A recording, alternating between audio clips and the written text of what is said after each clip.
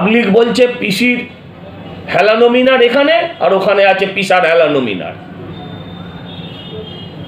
পিসির আর পিসার হেলানো মিনার দুটো এখন কলকাতার দ্রষ্টব্য জিনিস একটা হয়ে গেল। মানে সপ্তম অষ্টম আশ্চর্যের পর নবম আশ্চর্য পশ্চিমবঙ্গের কলকাতা শহরে আপনারা মানুষ দেখতে আসবেন। কলকাতার নবম আশ্চর্যের মেঘ তখনও কাটেনি। বাঘা যতীনের বহুতল বিপর্যয় নিয়ে রাজনৈতিক চাপানুতোর চলছেই। বকখালি পালিয়ে যাওয়া প্রমোটারকে বুঝিয়ে সুঝিয়ে গ্রেফতার করেছে কলকাতা পুলিশ। মহানগরের বুকে ব্যাঙের ছাতার মতো গুজিয়ে ওঠা বহুতলগুলো যখন ব্যঙ্গ করছে কলকাতার মহানাগরিককে, ঠিক তখন সামনে এলো হাতিবাড়ি। আনলেন বিজেপি কাউন্সিলর সজল ঘোষ। এই বাড়িটা নিয়ে আমি সমস্ত পেপার আপনাদের দিচ্ছি, আবার বলছি 497 সন্তোষপুর অ্যাভিনিউ, ওয়ার্ড 103, বোরো 11। মালিকের নাম অনন্যা বন্দ্যোপাধ্যায়। অনন্যা বন্দ্যোপাধ্যায় কলকাতা কর্পোরেশনের 109 নম্বর ওয়ার্ডের কাউন্সিলর, তৃণমূল কংগ্রেসের। জনৈক মিনু রানী ভাওয়ালের কাছ থেকে 103 নম্বর ওয়ার্ডের 497 সন্তোষপুর অ্যাভিনিউয়ের এই দোতলা বাড়িটি কেনেন 2022 সালে। তারপর তরবরিয়ে বেড়েছে তলা। এতটাই বিসদৃশ্যভাবে আইন ভেঙেছেন, যার ফলে কলকাতা কর্পোরেশনের পক্ষ থেকে ডিমোলিশন অর্ডারও বার করা হয়।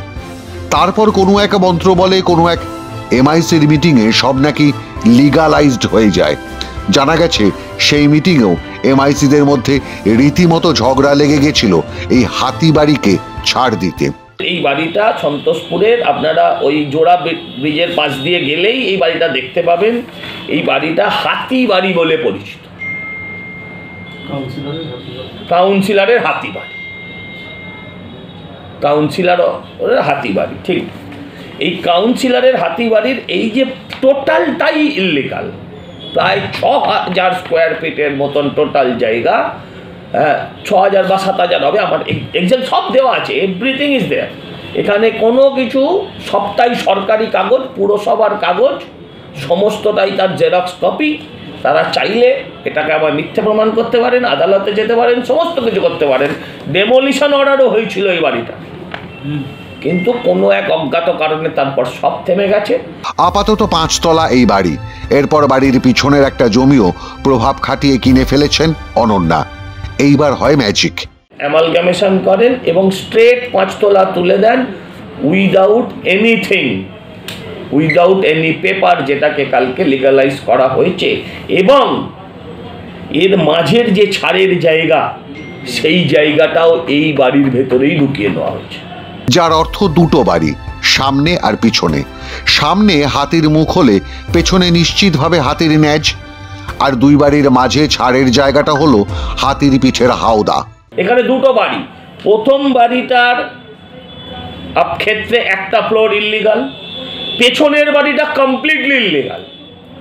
পেছনের বাড়িটা কমপ্লিটলি ইললিগাল, পরে সেটাকে লিগালাইজ করে দিয়েছে। যে লিগালাইজটা করাটাও ইললিগাল, একসঙ্গে করা হলো। এবং যে এইভাবে কোনো ইললিগাল বাড়িকে যদি পুরসভা লিগালাইজ করে দেয়, তাহলে আর ইললিগাল বলে তো কিছুই থাকবে না। সুতরাং তৃণমূল কংগ্রেস কাউন্সিলর অনন্যা বন্দ্যোপাধ্যায় কোনো এক সংবাদ মাধ্যমকে জোর গলায় জানিয়ে দিয়েছেন, কলকাতা কর্পোরেশনের মেয়র হাউসে দাঁড়িয়ে বলেছেন যে এটার পিছনে কোনো অবৈধ বিষয় নেই, কারণ বাড়ির এফআইআর এবং বাড়ির হাইট দুটোই এখনো আছে। মেয়র বলছেন বেআইনি হয়েছে। হ্যাঁ, এই যে সিঁড়িটা, এই আবারও বললাম, দেখুন বাড়িটি যখন ছিল তখন সিঁড়ি সমেত বাড়ি ছিল। নতুন আরেকটি ফ্লোর হলো 2023 সালে, মানে আজ থেকে 2 বছর আগে। এই সময় যখন নতুন একটি ফ্লোর হয়েছে, এই 96 সালের বাড়িটি 30 বছরে, তখন থেকেই সিঁড়িটা, এই সিঁড়িটি ভেঙে পড়ে। গত কয়েক মাস ধরেই এই বাড়ি নিয়ে সন্তোষপুর, যাদবপুর, অজয়নগর চত্বরের মানুষের কৌতূহলের অন্ত ছিল না। প্রাসাদোপম এই বাড়ির সামনে বসেছে কংক্রিটের তৈরি বিশালাকায় হাতির মুখ। সামনের বাকি অংশের নকশাও একেবারে চোখ ধাঁধানো।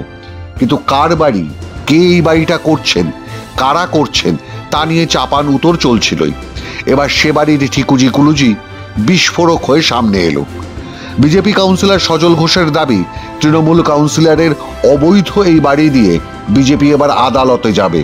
জানাবেন কিভাবে বেআইনি পথে আইনি করা হয়েছে কাউন্সিলরের হাতিবাড়ি।